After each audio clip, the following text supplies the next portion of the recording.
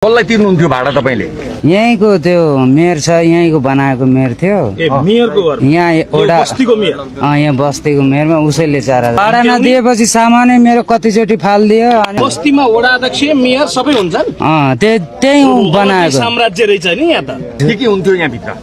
यहाँ त धेरै नै हुन्थ्यो, किनबेच यताउति दुनियाँ दिमाना होइन सर, त्यो त सबै हुन्थ्यो होइन, तर अरे किनबेच हुन्थ्यो कि भाडामा मात्रै लाउँथे यिनीहरूले? टहरै बेचिदिन्थ्यो नि। सरकारको यो कदमप्रति तपाईको धारणा के छ? यो ठिक छ?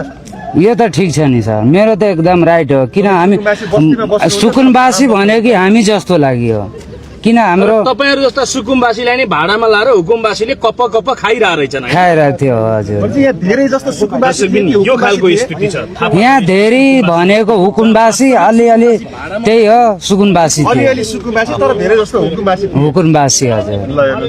तपाईको नाम के हो? हाम्रो नाम चाहिँ मुकेश पासवान।